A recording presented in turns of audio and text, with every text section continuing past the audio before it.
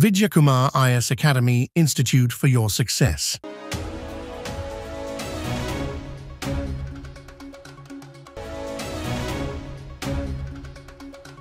வணக்கம் நண்பர்களே, இன்றைய தினமணி செய்தித்தாள் மற்றும் தி ஹிந்து இங்கிலீஷ் நியூஸ் பேப்பர்ல நம்ம காம்படிட்டிவ் எக்ஸாம் பாயிண்ட் ஆஃப் வியூல எதெல்லாம் இம்பார்ட்டன்ட் அப்படின்றது பார்ப்போம் வாங்க. சோ ஃபர்ஸ்ட் தினமணி பார்த்துருவோம். சுந்தரமணியில ஃபர்ஸ்ட் லெஃப்ட் சைடே வந்து பாத்தீங்கன்னா சென்னை உயர்நீதிமன்றத்தில் கூடுதல் நீதிபதிகளாக உள்ள நீதிபதிகள் வந்து பாத்தீங்கன்னா நிரந்தர நீதிபதிகளாக நியமனம் செய்து குடியரசுத் தலைவர் திரௌபதி முர்மு உத்தரவிட்டுள்ளார். சோ அப்ப நீதிபதிகள் உயர்நீதிமன்றத்தில் இருக்கிற நீதிபதிகள், உயர்நீதிமன்றத்தில் இருக்கிற தலைமை நீதிபதி, உச்சநீதிமன்ற தலைமை நீதிபதி, உச்சநீதிமன்ற நீதிபதி இவங்களை நியமனம் செய்யக்கூடிய அதிகாரம் யாருக்கு இருக்கு அப்படின்னா வந்து குடியரசுத் தலைவருக்கு இருக்கு அப்படின்னு சொல்லுவாங்க. ஆனா இவங்களை தேர்ந்தெடுக்கிறது யாரு அப்படின்னா உச்சநீதிமன்றத்துடைய கொலிஜியம் வந்து தேர்ந்தெடுப்பாங்க அப்படின்னு சொல்லுவாங்க. அந்த கொலிஜியம் அப்படின்றது என்னன்னா உச்சநீதிமன்ற தலைமை நீதிபதி அவங்களோட சேர்ந்து ஒரு 4 சீனியர் மோஸ்ட் ஜட்ஜஸ் வந்து உச்சநீதிமன்றத்தில் அவங்க வந்து அவங்க ஒரு டீம் ஃபார்ம் பண்ணி அவங்க தான் என்ன பண்ணுவாங்க அப்படின்னா நேம் லிஸ்ட் வந்து கவர்மெண்ட்டுக்கு ரெக்கமெண்ட் பண்ணுவாங்க. கவர்மெண்ட் என்ன பண்ணுவாங்கன்னா குடியரசுத் தலைவருக்கு அனுப்பி, கவர்மெண்ட்னா யாருன்னா கவுன்சில் ஆஃப் மினிஸ்டர்ஸ் இருக்காங்களா, சோ அவங்க என்ன பண்ணுவாங்கன்னா குடியரசுத் தலைவருக்கு அட்வைஸ் பண்ணி குடியரசுத் தலைவர் வந்து அப்பாயின்ட் பண்ணுவார் அப்படின்னு சொல்றாங்க. இதுதான் வந்து ப்ரொசீஜர் வந்து. சோ அப்ப யார் வந்து நியமனம் பண்ணுவா உயர்நீதிமன்றம் அப்படின்னா கவர்னரா, பிரசிடென்ட்டா, இல்ல பிரைம் மினிஸ்டரா, இல்ல ஹோம் மினிஸ்டரான்னு சொல்லி நமக்கு ஆப்ஷன் வரதுக்கான வாய்ப்பு இருக்கு. சோ அது இம்பார்ட்டன்ட் வந்து. சோ அடுத்து வந்து பாத்தீங்கன்னா மணிப்பூர்ல என்ன பண்ணிருக்காங்க அப்படின்னா குடியரசுத் தலைவர் ஆட்சி கொண்டு வந்திருக்காங்க அப்படி பார்க்கிறோம் மணிப்பூரில் வந்து. சோ இதான் வந்து ஹெட்லைன் அப்படி சொல்லி பார்க்கிறோம். சோ இத பத்திய நியூஸ் அப்படின்றது நமக்கு இம்பார்ட்டன்ட். எந்த அரசியலமைப்பு சரத்து விதியின்படி வந்து பாத்தீங்கன்னா எந்த ஆர்டிகல் பண்ணி குடியரசுத் தலைவர் ஆட்சி வந்து கொண்டு வந்திருக்காங்கன்னு கேட்பாங்க. சோ விதி வந்து 356. அப்ப அரசியலமைப்பு சட்டத்தின் 356வது பிரிவின் கீழ் வந்து 356வது பிரிவின் கீழ் தனக்கு அளிக்கப்பட்ட அதிகாரங்கள் மற்றும் இப்பிரிவு சார்ந்த பிற அனைத்து அதிகாரங்களையும் பயன்படுத்தி மணிப்பூர் அரசின் அனைத்து செயல்பாடுகள் மற்றும் மாநில ஆளுநரின் அனைத்து அதிகாரங்களையும் குடியரசுத் தலைவர் ஏற்றுள்ளார் என்று தெரிவிக்கப்பட்டுள்ளது. அப்ப எந்த விதியின் கீழே வந்து பாத்தீங்கன்னா குடியரசுத் தலைவர் ஆட்சி அமலுக்கு கொண்டு வரப்பட்டுள்ளது. 356 இம்பாலம். மணிப்பூரில் பெரும்பான்மையாக உள்ள மைத்தேய சமூகத்தினருக்கும் குக்கி பழங்குடியினருக்கும் 2023 மே மாதம் பெரும் கலவரம் உண்டது. மைத்தேய சமூகத்தினர் தங்களுக்கு பழங்குடியினர் அந்தஸ்து கோரும் நிலையில் அதற்கு குக்கி பழங்குடியினர் எதிர்ப்பு தெரிவிப்பதே மோதலுக்கான பிரதானமாக காரணமாகும். அப்ப மெஜாரிட்டி யாருன்னா மைத்தேய். சோ அவங்க என்ன கேட்கிறாங்கன்னா எங்களுக்கு எஸ்டி அப்படின்ற வந்து பாத்தீங்கன்னா கேட்டகரியில எங்களை கொண்டு போய் வைக்கணும் அப்படின்றாங்க. ஆனா குக்கி அப்படின்ற பழங்குடியினர் ஆல்ரெடி அந்த கேட்டகரியில இருக்காங்க, ரிசர்வேஷன்ல அவங்க வந்து பயன்படுத்திட்டு இருக்காங்க எஜுகேஷன் அண்ட் எம்ப்ளாய்மெண்ட்டுக்கு. இதுல வந்து மைத்தேய் உள்ள வந்தாங்க அப்படின்னா எங்களுடைய அவங்களுடைய பாப்புலேஷன் அதிகம், அப்ப எங்களுடைய ரிசர்வேஷன் வந்து பாதிக்கப்படும் அப்படின்றதுனால இந்த குக்கி சமூகத்தினர் வந்து இதுக்கு வந்து எதிர்ப்பு தெரிவிச்சாங்க வந்து. இந்த கலவரம் அப்படின்னு முடிவுக்கு வராம தொடர்ந்து 20 மாதங்கள் நீடிச்சது. இப்ப ரீசெண்டா வந்து பாத்தீங்கன்னா மணிப்பூருடைய சிஎம் வந்து ரிசைன் பண்ணிட்டாருன்னு நமக்கு தெரியும். அடுத்து வந்து பாத்தீங்கன்னா பிஜேபி தான் அங்க வந்து மெஜாரிட்டியில இருக்காங்க, எம்எல்ஏஸ் வந்து. சோ அவங்களுடைய ஆட்சி அங்க இருக்கு. ஆனா யார வந்து சிஎம்ஆ வந்து அடுத்து கொண்டு வர்றது அப்படின்ற முடிவுக்கு வராம இருந்ததுனால என்ன பண்ணிட்டாங்கன்னா குடியரசுத் தலைவர் ஆட்சி அப்படின்றது கொண்டு வந்துட்டாங்க அப்படின்னு சொல்றாங்க. இப்ப அடுத்து என்னன்னா இந்த கலவரத்தை வந்து ஃபுல்லா கட்டுக்குள்ள கொண்டு வர்றதுக்காக குடியரசுத் தலைவர் ஆட்சி கொண்டு வந்திருக்காங்க அப்படின்னு பாக்குறோம். சோ அப்ப முழுக்க சென்ட்ரல் கவர்மெண்டோட கண்ட்ரோலுக்கு போயிடும். அப்ப மணிப்பூர்ல ஏதாவது சட்டம் இயற்றணும் அப்படின்னா அது பாராளுமன்றம் தான் சட்டம் இயற்ற முடியும் குடியரசுத் தலைவர் ஆட்சி இருக்கிறதுனால அப்படின்னு சொல்றோம். அடுத்து இப்ப நிர்வாக தலைவரா வந்து பாத்தீங்கன்னா யார் இருப்பா அப்படின்னு பாத்தீங்க அப்படின்னா கவர்னர் இருப்பாரு. சோ அப்ப கவர்னர் வந்து குடியரசுத் தலைவரோட உத்தரவின் பேரில் வந்து அங்க வந்து ஆட்சி செலுத்துவார் அப்படின்னு சொல்றாங்க. இப்ப மணிப்பூரில் குடியரசுத் தலைவர் ஆட்சி அமல்படுத்தப்பட்டுள்ளதே தவிர பேரவை கலைக்கப்படவில்லை அப்படின்னு சொல்லிட்டு அங்க இருக்கக்கூடிய பிஜேபியோட மாநில தலைவர் வந்து சொல்லியிருக்காரு. அந்த அரசியலமைப்பு சட்ட விதிகளின்படி பேரவை இடைக்காலமாக முடக்கப்பட்டுள்ளது. அப்ப அங்க இருக்கக்கூடிய என்ன பண்ணல, சட்டமன்றத்தை கலைக்கல வந்து, ஆனா குடியரசுத் தலைவர் ஆட்சி மட்டும் கொண்டு வந்திருக்காங்க அப்படின்னு சொல்லுவாங்க. காரணம் என்ன அப்படின்னா அங்க இருக்கக்கூடிய சட்டமன்றம் இல்லைன்னா பெரும்பான்மையான யார் இருக்காங்கன்னா பிஜேபி எம்எல்ஏஸ் இருக்கக்கூடிய கட்சி தான் ஆட்சியில இருந்தது. இப்ப வந்து பாத்தீங்கன்னா கலைக்காம அப்படியே வச்சிருக்காங்க. சோ அப்ப கலவரத்தெல்லாம் கட்டுக்குள்ள கொண்டு வந்ததுக்கு அப்புறம் பிஜேபியில அவங்களுக்குள்ள ஒருமித்த கருத்து ஏற்பட்டுச்சு அப்படின்னா வந்து பாத்தீங்கன்னா எம்எல்ஏஸ்ல ஒன்னா சேர்ந்து ஒரு தலைவர் தேர்ந்தெடுத்தாங்கன்னா அவரை சிஎம்ஆ செலக்ட் பண்றதுக்கான வாய்ப்பு இருக்கு, பதவியேற்க வாய்ப்பு இருக்கு. அடுத்து நம்ம தலைவர் நரேந்திர மோடி அவர்கள் வந்து பாத்தீங்கன்னா அமெரிக்கா பயணம் போயிருக்காரு அப்படின்னு நமக்கு தெரியும். சோ பிரான்ஸுக்கு போனா பிரான்ஸ்ல இருந்து இப்ப அமெரிக்கா போயிருக்காரு. இது எல்லாமே நமக்கு கரண்ட் அஃபேர்ஸ்ல வந்து பாத்தீங்கன்னா இம்பார்ட்டன்ட். ஏஐ சமிட் வந்து எங்க நடந்துன்னு கேட்பாங்க, கேட்டாங்கன்னா பிரான்ஸ்ல நடந்திருக்கு அப்படின்னு பார்க்கணும். இப்ப யாரை சந்திச்சிருக்காரு அப்படின்னா வந்து எலன் மஸ்க் இதுக்கு முன்னாடி வந்து பாத்தீங்கன்னா நமக்கு எப்படி தெரியும் டெஸ்லா அண்ட் ஸ்பேஸ் எக்ஸ் அந்த அதனுடைய நிறுவனத்தின் தலைவர் தெரியும். இப்ப என்னவா இருக்காரு அப்படின்னு பாத்தீங்கன்னா கேபினெட் மினிஸ்டர் ரேஞ்சுக்கு அவர் வந்து இருக்காரு. காரணம் டொனால்டு ட்ரம்ப் இருக்காருல இப்ப அமெரிக்க பிரசிடென்ட். சோ அவருடைய அமைச்சரவைன்னு சொல்லுவாங்க, அங்க வந்து செக்ரட்டரி அப்படின்னு சொல்லுவோம். சோ அதுல வந்து பாத்தீங்கன்னா இவருக்கு வந்து பதவி வழங்கியிருக்காரு அப்படின்னு சொல்லுவாங்க. சோ அது என்ன அப்படின்றது பார்ப்போம். சோ அமெரிக்க அதிபராக பதவியேற்ற டொனால்டு ட்ரம்ப் தனது அரசின் புதிதாக உருவாக்கப்பட்டுள்ள அரசு துறைகள் செயல்திறன் மேம்பாட்டுத்துறை தலைவராக எலன் மஸ்கை தேர்ந்தெடுத்துள்ளார் அப்படின்னு சொல்லுவாங்க. சோ எலன் மஸ்க் அப்படின்றவர் வந்து டெஸ்லா ஸ்பேஸ் எக்ஸ் நிறுவனங்களின் தலைவர் அப்படின்னு சொல்லி பார்க்கிறோம். சோ அந்த பாயிண்ட் ஆஃப் வியூல நம்ம கேள்வி கேட்கறது வாய்ப்பு இருக்கு, இதே நம்ம கேள்வி கேட்கறதுக்கான வாய்ப்பு இருக்கு. அடுத்து புதிய வருமான வரி மசோதா மக்களவையில தாக்கல் செய்யப்பட்டுள்ளது. நடைமுறையில் உள்ள வருமான வரி சட்டத்தின் எளிதாக்கும் வகையில் மத்திய அரசு கொண்டு வந்துள்ள புதிய வருமான வரி சட்ட மசோதா மக்களவையில் அறிமுகம் செய்யப்பட்டது. இதுக்கு முன்னாடி இருந்த வருமான வரி சட்டம் வந்து 1961 கொண்டு வரப்பட்டது. அதுல இருக்கக்கூடிய பிரிவுகளை வந்து இன்னும் குறைச்சு அந்த மக்களுக்கு புரியும் வகையில வந்து கொண்டு வந்திருக்கோம் அப்படின்னு சொல்லிட்டு அரசு வந்து சொல்லியிருக்காங்க. வந்து இப்ப சட்டமாக்கிட்டாங்கன்னா நம்ம அதை வந்து இயரோட நம்ம சேர்த்து நோட் பண்ணிக்க வேண்டியதான். வந்து இந்த இடமே வந்து சட்டமாக்குறதுக்கான வாய்ப்பு இருக்கு அப்படின்னு சொல்லுறோம். அப்ப வருமான வரி சட்டம் அப்படின்றது 2025 நம்ம கொண்டு வந்தாலும் எப்ப நடைமுறைக்கு கொண்டு வராங்க அப்படின்றது இம்பார்ட்டன்ட். மேபி அடுத்த பினான்சியல் இயர்ல நடைமுறை கொண்டு வந்தாலும் வரதுக்கான வாய்ப்பு இருக்கு. வந்ததுக்கு அப்புறம் நம்ம அதை நோட் பண்ணிக்கலாம். இப்போதைக்கு வருமான வரி சட்டம்னா 1961 அப்படி சொல்றோம். இப்ப மசோதா தாக்கல் பண்ணிருக்காங்க. வந்து அடுத்து வந்து திருக்குறள். எவ்வது உறைவது உலகம், உலகத்தோடு அவ்வது உறைவது அறிவு. உலகம் எவ்வாறு நடைபெறுகின்றதோ உலகத்தோடு பொருந்திய வகையில் தானும் அவ்வாறு நடப்பதே அறிவாகும். திருக்குறள் வந்து 426, அதிகாரம் வந்து அறிவுடைமை. பொதுவா நமக்கு ஒரு பழமொழி இருக்கும், ஊரோட ஒத்து போகணும்னு சொல்லுவாங்க. அப்ப ஊர்ல எல்லாரும் ஒரு விஷயத்த பண்றாங்கன்னா நம்மளும் பண்ணணும். வந்து நமக்கு அது நேர்மாறா பண்ணோம் அப்படின்னா என்ன பண்ணுவாங்க அப்படின்னா வந்து நம்மள என்ன சொல்லலாம், அது பைத்தியம் அப்படின்னு சொல்லி சொல்றாங்க. சோ அந்த மாதிரி சொல்லக்கூடிய வாய்ப்பு இருக்கு அப்படின்னு சொல்லி. சோ அப்ப என்னன்னா நம்ம ஊரோட ஒத்து போறது அப்படின்றதா வள்ளுவர் எப்படி சொல்லியிருக்காருன்னா வந்து உலகம் எவ்வாறு நடைபெறுகின்றதோ உலகத்தோடு பொருந்திய வகையில் தானும் அவ்வாறு நடப்பதே அறிவாகும் அப்படின்றது. வந்து இப்ப எல்லாரும் சொல்றாங்க குளோபல் வார்மிங் அப்படின்றது இருக்கு, சோ அப்ப பாரிஸ் அக்ரிமெண்ட், கிளைமேட் சேஞ்ச் இருக்கு, அப்ப அதுக்கு வந்து நம்ம வந்து ஸ்டெப் எடுக்கணும் அப்படின்னு சொல்லிட்டு. ஆனா டொனால்ட் ட்ரம்ப் வந்து சொல்றாரு, என்ன சொல்றாருன்னா அப்படிலாம் இல்ல அப்படின்னு சொல்லி சொல்றாங்க. அப்ப அவர் சொல்லும் போது அதை பார்க்கும்போது என்னன்னா வளர்ந்த நாடுகள், வளர்கின்ற நாடுகள், பின்தங்கிய நாடுகள் மூணுமே என்ன சொல்றாங்க அப்படின்னா வந்து பாத்தீங்கன்னா அவர் நம்ம இதுக்கு முன்னாடி சொன்னாலும் அந்த மாதிரி சொல்றதுக்கும் வாய்ப்பு இருக்கு. காரணம் என்ன அப்படின்னா இது யாருக்கு பிரச்சனை அப்படின்னா வந்து பாத்தீங்கன்னா கிட்டத்தட்ட ஆயிரக்கணக்கான தீவுகள் இருக்கு. எங்கன்னா பசிபிக் ஓஷன்ல. சோ அந்த தீவுகள நீர்ல மூழ்கும் அபாயம். ஏன்னா பனிக்கட்டி உறைஞ்சிருக்கிற பனிக்கட்டி வந்து உருகி கடல்ல வந்து கலந்துச்சு அப்படின்னா அந்த பாதிப்பு யாருக்கு ஏற்படுதுன்னா ஐலாண்ட் கண்ட்ரீஸ்க்கு ஏற்படுத்தும். உதாரணத்துக்கு மாலத்தீவு அப்படின்னு ஒரு நாடே இல்லாம போறதுக்கான வாய்ப்பு இருக்கு. வந்து சோ அப்ப ஸ்ரீலங்கா பாதிப்பு ஏற்படும். வந்து அப்ப பல நாடுகள் வந்து காணாம போறதுக்கான வாய்ப்பு இருக்கு. சோ அப்ப வந்து பாத்தீங்கன்னா இந்த வெப்பநிலை உயராம பாத்துக்கிறது அப்படின்றது அவசியம். அப்ப ஃபாசில் ஃபியூல்ஸ் யூஸ் பண்ணக்கூடாது. ஒரு பக்கம் பொல்யூஷன், இன்னொரு பக்கம் வந்து பாத்தீங்கன்னா குளோபல் வார்மிங், அப்புறம் அசிடிஃபிகேஷன் ஆஃப் ஓஷன் சொல்லி இந்த மல்டிபிள் எஃபெக்ட் வந்து இருக்கு அப்படி சொல்லி. இண்டஸ்ட்ரியல் ரெவல்யூஷனுக்கு அப்புறம் நம்ம தொடர்ந்து இது ஒரு பெரிய பிரச்சனையாவே இருக்கு அப்படி சொல்லி. சோ அப்ப அதுக்கான தீர்வு காண்பதுக்கான உலக நாடுகளும் ஸ்டெப் எடுத்துட்டு இருக்காங்க அப்படி சொல்லி. வந்து சோ அந்த ஸ்டெப் வந்து பாத்தீங்கன்னா எடுக்கிறது எல்லாரும் ஒன்னா சேர்ந்து பண்ணாதான் முடியும். இல்ல நான் வந்து அதெல்லாம் பண்ண மாட்டேன், எனக்கு வந்து பொருளாதார முன்னேற்றம் முக்கியம், என்னோட மக்கள் வந்து பாத்தீங்கன்னா நல்லா வசதியோட வாழணும் அதான் முக்கியம் அப்படின்னு நம்ம யோசிக்கும் போது வந்து பாத்தீங்கன்னா அது வந்து நீர்த்து போயிருது அப்படி சொல்றோம். அந்த மாதிரி யோசிக்கிறது அப்படின்றது இல்லாம போயிருது அப்படி சொல்றோம். இப்ப நம்ம பப்ளிக் டிரான்ஸ்போர்ட் வந்து பாத்தீங்கன்னா ப்ரோமோட் பண்றோம்.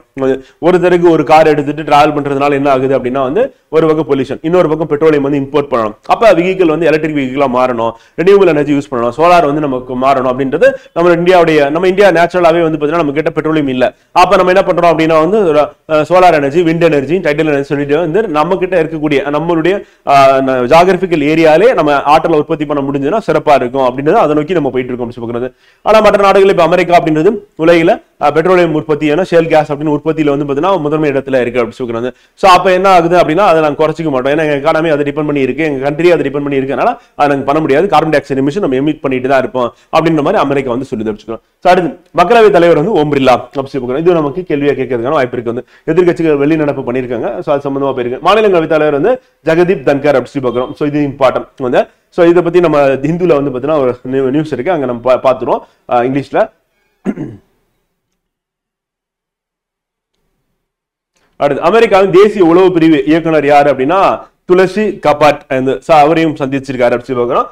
பிரைம் மினிஸ்டர் நரேந்திர மோடி அப்படி சொல்றோம். இன்னும் ட்ரம்ப் இன்னும் சந்திக்கிறதுக்கு முன்னாடி முக்கியமான நபர்களை வந்து சந்திச்சிட்டு இருக்காரு வந்து அவருடைய அரசு துறையில இருக்கிறவங்களை.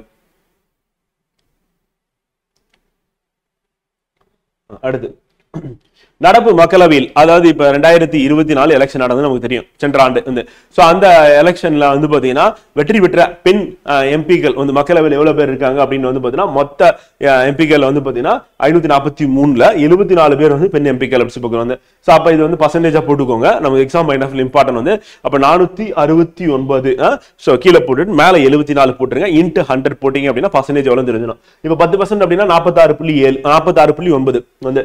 சோ அப்ப 20% அப்படின்னா வந்து பாத்தீங்கன்னா நமக்கு எவ்வளவு வரும், 93.8 வரும். அப்ப 93.8 அப்படின்னு இருந்துச்சுன்னா அதுதான் வந்து 20%. அப்ப 20% கீழே தான் இருக்காங்க அப்படி சொல்லுவோம்.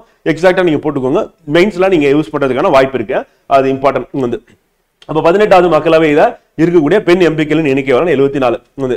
இதுல ஆச்சரியமான ஒரு விஷயம் என்ன அப்படின்னா வந்து பாத்தீங்கன்னா வந்து எந்த மாநிலத்துல அதிக அளவில் பெண் எம்பிக்கள் வந்து இருக்காங்க அப்படின்றது முக்கியம் வந்து. ஸோ 42 தொகுதி இருக்கக்கூடிய மேற்கு வங்கத்துல 11 பேர் வந்து பாத்தீங்கன்னா பெண் எம்பிக்களா இருக்காங்க அப்படின்னு சொல்லி பார்க்கணும். அப்ப கிட்டத்தட்ட வந்து பாத்தீங்கன்னா 25% வந்து பாத்தீங்கன்னா அங்க வந்து பெண் எம்பிஸ் வந்து அதாவது மக்களவையில் இருக்கக்கூடிய உறுப்பினர்கள் வந்து பாத்தீங்கன்னா பெண்கள் அப்படின்னு எடுத்தோம்னா 11 பேர் இருக்காங்க. மகாராஷ்டிரா உத்தரப்பிரதேசத்துல 7 பேர் இருக்காங்க. தமிழகத்துல 5 பேர் இருக்காங்க அப்படின்னு சொல்லி. சோ மக்களவை தேர்தலில் ஆண் வாக்காளர்களை விட பெண் வாக்காளர்கள் அப்படின்றது அதிகம் பங்கேற்றுள்ளனர் அப்படி சொல்லி. சோ அதுல வந்து 65.78% வந்து பெண் வாக்காளர்கள் இருந்திருக்காங்க. அதே ஆண் வாக்காளர்கள் 65.55% இருந்திருக்காங்க அப்படி சொல்லி. சோ அது நமக்கு எக்ஸாம் பாயிண்ட் ஆஃப் இம்பார்ட்டன்ட் அப்படி சொல்லி. அவ்வளவுதான் ஃப்ரெண்ட். இன்றைய தினமணி செய்தித்தாளில் நம்ம காம்படிட்டிவ் எக்ஸாம் பாயிண்ட் ஆஃப் இதுதான் இம்பார்ட்டன்ட் வந்து. நெக்ஸ்ட் நம்ம இந்து நியூஸ் பேப்பர் வந்து பார்க்க போறோம் வந்து. கிட்டத்தட்ட ஒரு 8 பேஜ் விளம்பரம் தான். அதனால 9வது பேஜ்ல இருந்து தான் நமக்கு நியூஸே ஸ்டார்ட் ஆகுது. So first, Manipur put under president rule of Sipagran. So President Draupadi Murmu, நம்ம ஏற்கனவே பார்த்தோம், issued a proclamation வந்து under Article 356 of the Constitution after receiving a report from the governor. Governor கிட்ட ரிப்போர்ட் வாங்கிட்டு கொண்டு வந்துட்டாங்க. இதை முன்னாடியே கொண்டு வந்திருக்கலாம் சொல்லி காங்கிரஸ் வந்து சொல்லியிருப்பாங்க. அதே உடனே எலெக்ஷன் கொண்டு வாங்க அப்படின்னு சொல்லிட்டு கம்யூனிஸ்ட் பார்ட்டி வந்து சொல்லியிருப்பாங்க வந்து. ஆக மொத்தத்தில் இப்போ பிரசிடென்ட் ரூல் கொண்டு வந்திருக்காங்க. ஸோ ஃபியூச்சர்ல கரெக்டா அந்த அடுத்த திருப்பி எலெக்ஷன் அப்படின்றது வந்து பாத்தீங்கன்னா 2027 மாதிரி இருக்கு. ஸோ அதுக்குள்ள வந்து பாத்தீங்கன்னா ஓரளவுக்கு கண்ட்ரோல் பண்ணிட்டு எலெக்ஷன் நடத்துறதுக்கான வாய்ப்பு இருக்கு.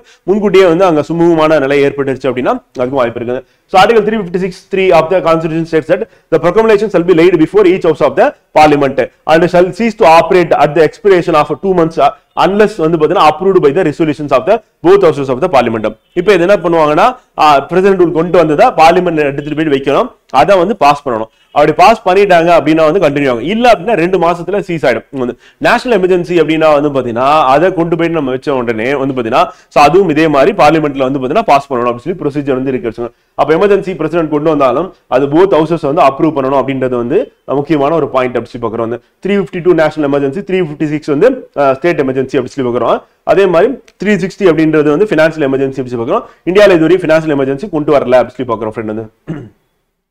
இதெல்லாம் வந்து இது ரொம்ப அதாவது இதுக்கு முன்னாடி வந்து நடந்த இன்சிடென்ட் எல்லாம் எடுத்து ஆர்டிகலா போட்டிருக்காங்க.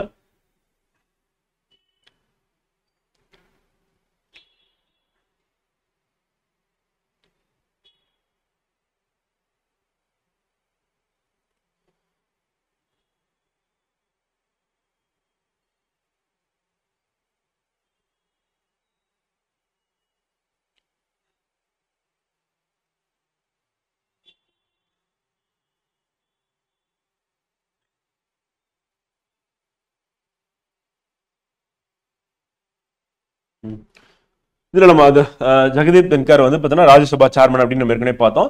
ஸோ அவர் சொல்லியிருக்காரு, only the parliament has the jurisdiction to constitutionally remove the High Court judge saying a notice for the removal of Justice Shekhar Yadav of the Allahabad High Court is pending with him. So என்னன்னா பார்லிமெண்ட்ல இருக்க MPs வந்து notice கொடுத்திருக்காங்க. இந்த மாதிரி அலகாபாத் உடைய high court judge வந்து பாத்தீங்கன்னா என்ன பண்ணிட்டாருன்னா அதாவது சாதி அடிப்படையில வந்து பேசியிருக்காரு, அவரை வந்து ரிமூவ் பண்ணணும் அப்படின்னு சொல்லிட்டு வந்து பாத்தீங்கன்னா கொடுத்திருக்காங்க. இது வந்து பெண்டிங்ல இருக்கு.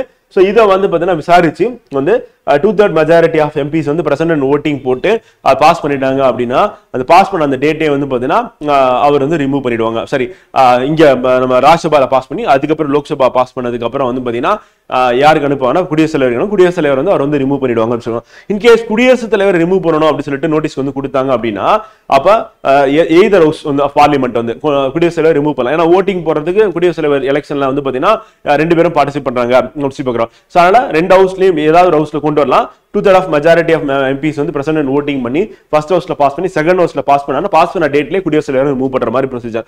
அது வந்து நம்ம என்ன சொல்லுவோம், இம்பீச்மெண்ட் அப்படி சொல்லி சொல்லுவோம் பாத்தீங்கன்னா. சோ அந்த ப்ரொசீஜர் பவர் யாருக்கு இருக்கு அப்படின்னா வந்து பார்லிமெண்ட்டுக்கு இருக்கு அப்படின்றத இவர் வந்து சொல்லியிருக்காரு, பேசியிருக்காரு வந்து.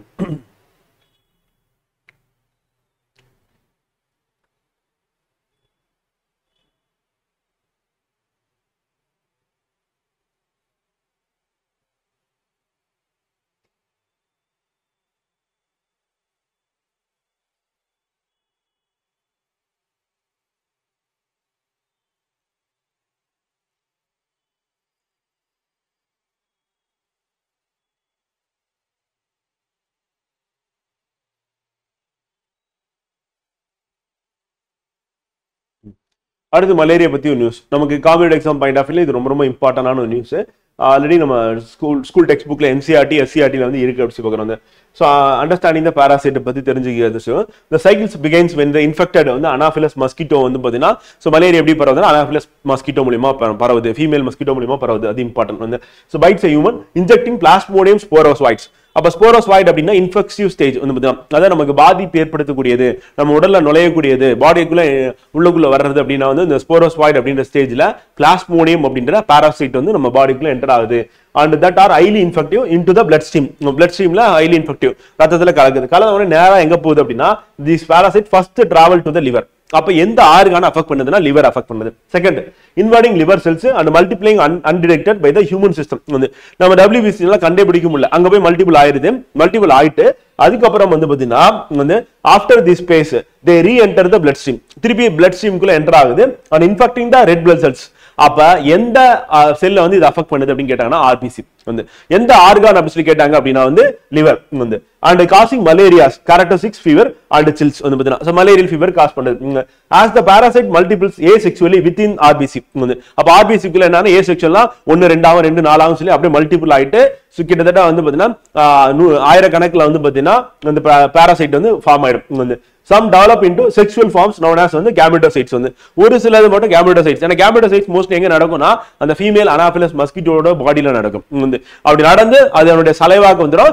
அது வந்து அதனுடைய நீடில நம்ம பாடிக்குள்ள ஹியூமன் பாடிக்குள்ள இன்ஜெக்ட் பண்ணும்போது என்ன ஆகும் அப்படின்னா சலைவால இருந்து இறங்கி நம்ம பிளட்டுக்குள்ள என்டர் ஆயிடும். ஸோ இப்படிதான் நடக்கும். And which are then taken up by another mosquito when it bites and infected individual வந்து. ஸோ அப்ப இந்த கேமெட்டோசைட்ஸ் அப்படின்றது எங்க போகும் அப்படின்னா இன்னொரு மஸ்கிட்டோ வந்து உட்காந்து பிளட் வந்து சக் பண்ணி எடுக்கும் போது அந்த மலேரியா இன்ஃபெக்ஷன் ஆன பேஷண்ட் இருக்காங்கல்ல, அந்த ஹியூமன் இருக்காங்கல்ல, அவங்க பாடியில இருந்து பிளட் எடுக்கும் போது என்னன்னா இந்த கேமெட்டோசைட்ஸ் அப்படின்றது வந்து பாத்தீங்கன்னா அந்த மஸ்கிட்டோ பாடிக்குள்ள என்டர் ஆயிடும் வந்து. When it bites an infected individual inside the mosquito, these gametocytes undergo sexual reproduction and maturing into a sporozoites and that migrate to the mosquito's salivary glands and making the mosquito infectious to new human hosts. இப்படிதான் பரும். அப்ப அந்த ஸ்போரோஸ்வாய்டா வந்து human பாடிக்குள்ள enter ஆகி அங்க லிவரை போய் affect பண்ணி அங்க மல்டிபிள் ஆயிட்டு திருப்பி RBCக்குள்ள போயிட்டு அங்க வந்து மல்டிபிள் ஆகும். அதுல ஒரு சிலது வந்து கேமெட்டோசைட்ஸ் அப்படின்னா செக்ஷுவல் ரீப்ரொடக்ஷன் நடந்து திருப்பி அது பிளட்ல சுத்திட்டு இருக்கும். அப்ப ஒரு மஸ்கிட்டோ வந்து மலேரியா இன்ஃபெக்ட் ஆன ஒரு பர்சன் இருக்காரு, ஹியூமன் இருக்காருன்னா அவரை பைட் பண்ணும்போது அவருடைய பாடியில இருக்கக்கூடிய அந்த கேமெட்டோசைட்ஸ் அப்படின்றது வந்து மலேரியா அந்த மலேரியா பாராசைட் அப்படின்றது வந்து பாத்தீங்கன்னா மஸ்கிட்டோடைய பாடிக்குள்ள என்டர் ஆயிடும்.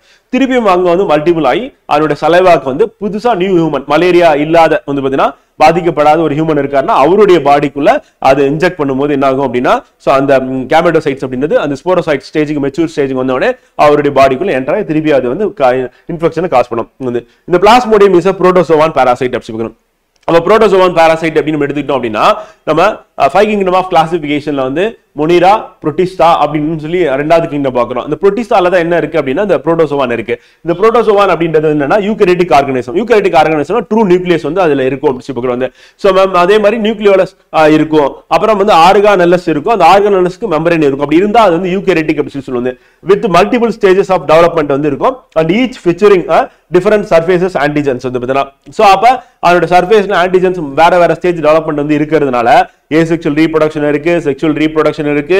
அது மட்டும் இல்லாம வந்து பாத்தீங்கன்னா யூகரியோட்டிக் ஆர்கானிசம் அப்படின்னால மெச்சூரிட்டி அப்படின்னு வேற ஸ்டேஜ் இருக்கும். சோ அப்ப இதை வந்து கரெக்டா கில் பண்றது அப்படின்றது கொஞ்சம் கஷ்டமா இருக்கு. யாருக்கு அப்படின்னா WBCக்கு. அதே மாதிரி நம்ம மெடிசன் கண்டுபிடிச்சா அந்த மெடிசன் வந்து இப்ப வைரஸ் பாக்டீரியா கில் பண்ற மாதிரி இல்ல. ஏன்னா வைரஸ் பாக்டீரியா அப்படின்றது என்ன ஸ்டேஜ்னா வைரஸ்னா சிம்பிளா என்ன இருக்குன்னா ஒரு செல் வால் இருக்கும், அதுக்குள்ள வந்து ஒரு புரோட்டீன் இருக்கும், அந்த புரோட்டீனுக்குள்ள DNA ஆர் RNA இருக்கும், அவ்வளவுதான். வந்து பாக்டீரியா அப்படின்னு எடுத்துக்கிட்டாலும் அது என்ன சொல்லணும்னா மொனிரா கிங்டத்துல வரும். சோ அது வந்து ப்ரோகரியோட்டிக் அப்படின்னு வரும். அதுவும் ரொம்ப சிம்பிளா இருக்கும். அதனால அதை டார்கெட் பண்றது நமக்கு ரொம்ப ஈஸியா இருக்கும். பட் இந்த அந்த பாராசைட்டா இருக்கக்கூடிய யூகரியோட்டிக் மலேரியா பாராசைட் அப்படின்றது வந்து யூகரியோட்டிக்கா இருக்கிறதுனால இதை டார்கெட் பண்றது கொஞ்சம் கஷ்டமா இருக்கு. அந்த plasmodium species that infected humans அப்படின்னும் போது சோ அது வந்து நம்ம பாடியில இன்ஃபெக்ட் பண்ணது எதுனா plasmodium falciparum, plasmodium vivax, plasmodium ovale, plasmodium malariae and plasmodium knowlesi அப்படின்னு சொல்லுவோம். இதுல பிளாஸ்மோடியம் ஃபால்சிபரம் அப்படின்றது ரொம்ப அதிக பாதிப்பு ஏற்படுத்துறது, ஈவன் டெத் ஏற்படுத்தக்கூடியது அப்படின்னா இதுதான். வந்து ரொம்ப லெஸ் வந்து பாத்தீங்கன்னா இன்ஃபெக்ஷன் அப்படின்னா எதை சொல்லலாம் பிளாஸ்மோடியம் நாவலசி. இது வந்து ஒரு ஜூனோட்டிக் வந்து இருக்கு அப்படின்னு சொல்லி பாக்குறோம். அப்ப அனிமல் கிட்ட இருந்து ஹியூமனுக்கு வந்து டிரான்ஸ்மிட் ஆயிருக்கு அப்படின்னு சொல்லி பாக்குறோம். சில கேசஸ் வந்து unique characteristics adding to the challenge of vaccine development. அது மட்டும் இல்லாம இந்த மலேரியா அப்படின்றது வந்து எங்க இருக்கக்கூடிய பிரச்சனை அப்படின்னு வந்து பாத்தீங்கன்னா மலேரியா அப்படின்றது வந்து டிராபிக்கல் கண்ட்ரிஸ். அப்ப டிராபிக்கல் கண்ட்ரிஸ் அப்படின்னா வந்து டிராபிக் ஆஃப் கேன்சர்ல இருந்து டிராபிக் ஆஃப் கேப்ரிகான்குள்ள இருக்காது, கடற்கரையில இருந்து மகரேகைக்கு இடைப்பட்ட பகுதி சொல்லலாம். சோ அப்ப அந்த ரீஜன் அப்படின்னா மோஸ்ட்லி என்னவா இருக்கும் அப்படின்னு பாத்தீங்கன்னா அண்டர் டெவலப்டு ஆர் டெவலப்பிங் அப்படின்ற கண்ட்ரிஸ் தான் அந்த ரீஜன்ல வரும். வந்து ஹையர் லாட்டிடியூட்ல யூரோப் இருக்கு, வந்து ஹையர் லாட்டிடியூட்ல அமெரிக்கா இருக்கு. சோ அப்ப வெஸ்டர்ன் கண்ட்ரிஸ் இருக்கு. சோ அந்த கண்ட்ரிஸ் எல்லாமே டெவலப்டு கண்ட்ரிஸ், அங்க இந்த பிரச்சனையே கிடையாது. அவங்க போர்ச்சுகீஸ் முதற்கொண்டு பிரிட்டிஷ் பிரான்ஸ் அப்படி சொல்லி எல்லாருமே வந்து என்னன்னா காலனியை கேப்சர் பண்ணும்போது தான் இதை வந்து அவங்க ஃபேஸ் பண்ணாங்க. அப்பயும் வந்து பாத்தீங்கன்னா என்னன்னா இதுக்கான ரீசன் என்னன்னு சொல்லி அவங்க தான் ஸ்டடி பண்ணாங்க. அதுக்கப்புறம் காலையில விட்டுட்டு செகண்ட் வேல இருக்க அப்புறம் அவங்களோட கண்ட்ரிக்கு போயிடுறாங்க. போனதுக்கு அப்புறம் என்ன ஆயிடுச்சு அப்படின்னா இப்ப இதுக்கான ஸ்டடிஸ் வந்து பாத்தீங்கன்னா ரொம்ப மினிமமா தான் இருக்கு சொல்லுவாங்க. சோ அப்ப அந்த மலேரியா வேக்சின் அப்படின்றது இப்போதைக்கு அவைலபிளா என்ன இருக்குன்னா RTS மலேரியா அப்படின்றத வேக்சின் வந்து become the first to receive the WHO approval for large scale roll out endemic regions அப்படி எங்க பாதிப்பு இருக்கும். எண்டமிக் அப்படின்னா வந்து பாத்தீங்கன்னா வந்து சடனா வந்து பாத்தீங்கன்னா இன்க்ரீஸ் ஆகுறது சொல்லுங்க. பேண்டமிக் அப்படின்னா வேற வேற கண்ட்ரிக்கு ஸ்ப்ரெட் ஆச்சுன்னா அது வந்து பேண்டமிக். எண்டமிக் அப்படின்னா வந்து சடனா சர்ஜ் ஆகும், ஆனா பர்டிகுலரா ஒரு ஜியோகிராபிக்கல் லொகேஷன் அப்படி சொல்லி பார்க்கிறோம். இந்த it targets the liver stage of the parasite life cycle by inducing an immune response against the circumsporocyte protein CSP found on Plasmodium sporocytes. This stage infects the liver after the mosquito bite. So அப்ப malaria பொறுத்தவரை வந்து பாத்தீங்கன்னா நமக்கு என்னெல்லாம் questions competitive எக்ஸாம்ல question கேட்பாங்க அப்படின்னா so malaria அப்படின்னா வந்து ஃபர்ஸ்ட் வந்து வெக்டார் யாரு கடத்துறா அப்படின்னா வந்து ஃபீமேல் அனாபிலஸ் மஸ்கிட்டோ. நம்ம பாடிக்குள்ள என்டர் ஆகும்போது அந்த பிளாஸ்மோடியம் அதனுடைய பேர் என்னன்னா ஸ்போரோஸ்வாய்ட் அப்படின்ற பேர், ஸ்போரோஸ்வாய்ட்ஸ் வந்து. சோ அதுக்கு அடுத்து அது எந்த ஆர்கன் அஃபெக்ட் பண்ணுதுன்னா லிவர் வந்து, எந்த செல் அஃபெக்ட் பண்ணுதுன்னா RBC வந்து. சோ அதுல என்னென்ன டைப்ஸ் இருக்கு அப்படின்னா malaria plasmodium falciparum, plasmodium ovale, plasmodium malariae, plasmodium knowlesi அப்படி சொல்லிட்டு வந்து பாத்தீங்கன்னா அதோட டைப்ஸ் வந்து நமக்கு இம்பார்ட்டன்ட். அதுல ஃபால்சிபரம் அப்படின்றது வந்து பாத்தீங்கன்னா ஃபேட்டல் மலேரியா அப்படின்னு நம்ம சொல்லுவோம். அப்ப அதுக்கான வேக்சின் என்ன இருக்கு, WHO அப்ரூவல் பண்ணது என்ன அப்படின்னு கேட்டானா RTS மலேரியா அப்படி போகிறோம். சோ அது இம்பார்ட்டன்ட். சோ அதுதான் வந்து நமக்கு எக்ஸாம்ல क्वेश्चन கேக்குறதுல வாய்ப்பு இருக்கு. அந்த malaria vaccine and research has long suffered from the under funding. காரணம் என்னன்னா since malaria primarily affects the low income countries in Africa and parts of South Asia and funding for research and healthcare infrastructure has remained limited.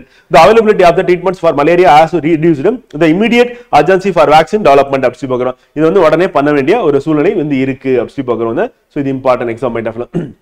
அடுத்து வந்து rare case of வந்து ஃபியூட்டஸ் இன் வந்து. So அப்ப என்னன்னா ஒரு கருக்குள்ள இன்னொரு கரு வந்து இருக்கிறது, இது வந்து ரொம்ப ரேர் கேஸ். அப்படி டெவலப் ஆச்சு அப்படின்னா வந்து பாத்தீங்கன்னா இந்த pregnant woman this condition occurs when a malformed fetus development inside another fetus.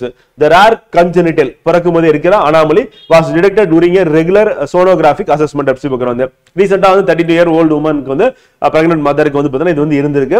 The woman delivered the baby by C-section, அப்படியே cesarean section அப்படி சொல்லி பார்க்கணும், நார்மல் டெலிவரி கிடையாது. Doctors performed a surgery on the newborn to remove the undeveloped fetus wrapped in the infant's body. Both the mother and the baby recovered well அப்படி சொல்றாங்க. So இந்த மாதிரி பாதிப்பும் இருக்கும் அப்படி சொல்லி பார்க்கறோம். சோ இது எதனால ஏற்படுது அப்படின்னா வந்து பாத்தீங்கன்னா ரொம்ப ரேரா அந்த கரு உருவாகும் போது அந்த கருக்குள்ளே இன்னொரு கரு வந்து உருவாகிறது அப்படி சொல்றாங்க. சோ எக் அண்ட் ஸ்பெர்ம் செல் ஒண்ணா சேரும்போது தான் நமக்கு என்ன ஃபார்ம் ஆகும் அப்படின்னா அந்த சைகோட் அப்படின்னு ஃபார்ம் ஆகும். அது டெவலப் ஆகுறது தான் ஃபியூட்டஸ் அப்படின்னு டெவலப் ஆகுது அப்படி சொல்றோம். சோ இன்னைக்கு நம்ம the Hindu news paper, Dinamani news பேப்பர்ல நம்ம competitive exam point of view இதான் இம்பார்ட்டன்ட் அப்படி சொல்றோம். நாளை செய்தித்தாள்ல நியூஸ் பேப்பர்ல சந்திப்போம். நன்றி, வணக்கம்.